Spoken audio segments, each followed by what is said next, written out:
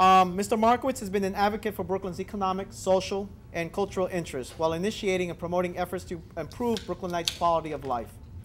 As borough president, in addition to seeing an ambitious agenda focused on the core issues of his more than 3 decades in public service, housing, neighborhood preservation, and community development, Marty has enacted programs to boost civic pride, improve health, empower young Brooklynites, and generate more resources for the borough's businesses and residents. Marty also helps create the jobs Brooklynites need through a variety of efforts. He oversaw a historic community benefits agreement for Atlantic Yards. Right.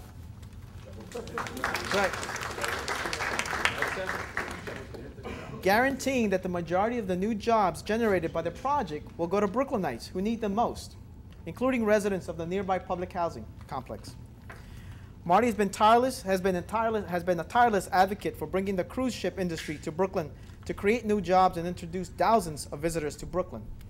Marty also chairs the Initiative for Competitive Brooklyn, ICB, an innovative partnership to expand core economic sectors in Brooklyn, including health services, real estate, and construction, and the food and tourism. Thank you for being here today and supporting small business in Brooklyn. Please welcome Mr. Brooklyn Borough President Marty Markowitz. Thank you very much for reminding me I'm part of the baby boomer, and actually I am just on the cusp, I was born February of 1945, and I guess the baby boomers really kick in sometime later in 45, but I am a baby boomer.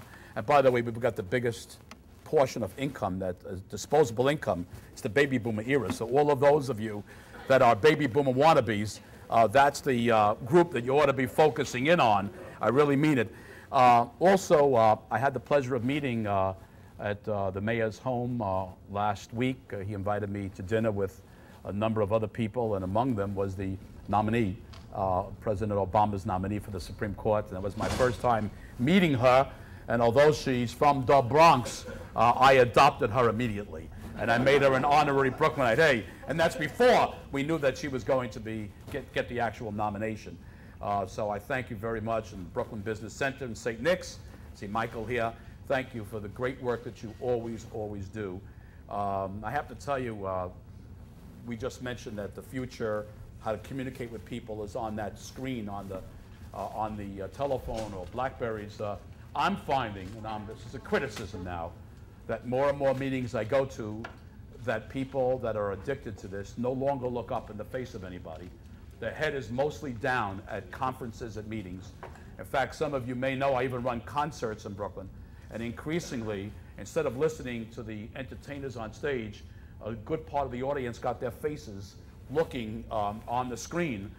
So in some ways, it's a great communication tool. It really is. On the other hand, I really do think it takes away, in some ways, from that person-to-person and the ability to focus in one thing at a time, rather than multitasking a million things, because I think we lose a lot by not focusing in. So, I mean, we're not going to change it overnight, but I think everything in life has to be a balance. I really believe it has to be a balance. In my office at Borough Hall, I ban Blackberries and cell phones during the course of our meetings.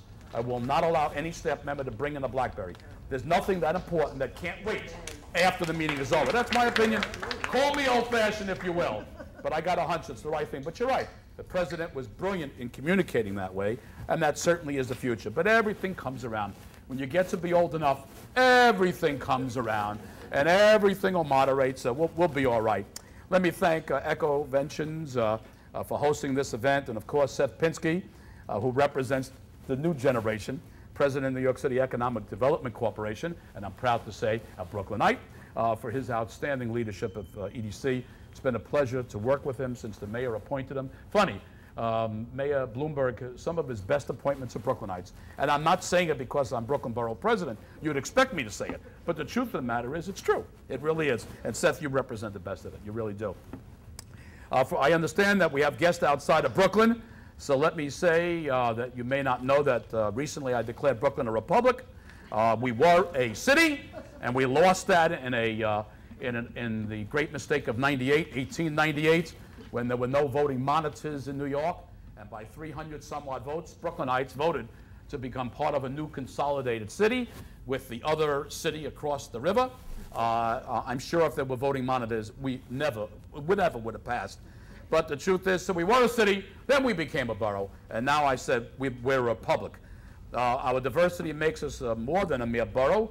We are 136 nations, and we speak 150 languages, so I think that qualifies for a republic. Today I'm told that we're joined by attendees from the tri-state area, so that would be Brooklyn West, some people may call it New Jersey, Brooklyn North, which is also known as Connecticut, Brooklyn Upstate is the Bronx, by the way. And I know there are some people here from Brooklyn Far East and Near East. Near East would be Nassau County and Far East would be Suffolk County. So you get the drift where I'm coming from, that's for sure. I also want to welcome everyone from the boroughs outside of Brooklyn. Okay, I love to say that, especially the outer borough, AKA Manhattan. Now here in Brooklyn, it's our small business community that keeps the borough's economic wheels turning, no question about it. Many of those small businesses in our history turned to be large businesses. A couple, Boar's Head. They're not doing too bad. Brooklyn-born. Brillo, Brooklyn-born. P.C. Richard & Son, Brooklyn-born. Lohman's, Brooklyn-born. And Brooklyn Flint Glassware came known as Corning Glassware, Brooklyn-born. Alpo, dog food, Brooklyn-born. And there are many, many others, some of which I don't want to mention today. Now, although we're definitely feeling the effects of this recession, last week the Daily News reported that for many of Brooklyn's small businesses, business is improving. Of course, it doesn't apply to every business of Brooklyn, and even with the business climate improving somewhat, we're still behind what it was a year ago. So we have a ways to go through this economic tunnel, but at least we can see the light at the end of it. We've got everything here. Transportation, density of population, think about it. You've got it. That's the one thing. Imagine if you were some rural area. I mean, here, because of the density of population and the ease of getting to shop, we've got everything here in Brooklyn, we really do. And whatever we don't have, if there is anything, there's the other side of the river as well. No question about it. Still, I know that running a small business, even in the best of times, requires an enormous amount of energy and hard work and tenacity. In a recession, it requires nothing more than nerves of steel. Yet, in spite of all those challenges, in spite of, I'm sure, many sleepless P&L nights that individual entrepreneurs have, in spite of an uncertain future, I know that entrepreneurs and businessmen and women that own small businesses, they would want no other life because you're the captains of your own ship. You don't report to any one boss. You report to the customers that you sell to. You make the final decisions, and your business reflects who you are. And believe me, anybody that works for somebody else, the thrill, the thought of working for yourself has got to excite most people to dream of it. And that's why you find a lot of men and women that are being laid off of major corporations or choose to go on their own. They all dream of one thing, starting their own businesses, because they want to be the boss, and they want to determine their future. Now, I know that all of you here have the Brooklyn attitude, even if you don't actually live in Brooklyn yet. You're tough and innovative, and you adapt to new situations. I know you're never shy, not anywhere in New York. And remember, we've been here before. And that is, we'll get through this downturn. It's just like the cyclone on Coney Island. Life, economy, it's no different in our individual lives. We have ups, we have downs, and then we have ups, and we'll get past this. The good news is we have President Obama. Yeah. We have the United States Congress and the House of Representatives in the hands of those that reflect our values. We have Governor David Paterson, who's really got challenging times up there in Albany, not easy. But for the first time in many years, I was a senator for 23 years in Albany, always in the minority. And when you're in the minority in government, you are out, let me tell you. And now, well, guess what? The people that represent New York City are the in now, because the Senate Democrats now are the majority. Along with the Assembly, we've got all the planets are aligned right now. There's no question. I'm convinced we'll get through this, we'll be stronger, we'll be more innovative, and you got it all right here. I congratulate you. Thank you for bringing these businesses. Jose, thank you for bringing these businesses together. Thanks, everybody.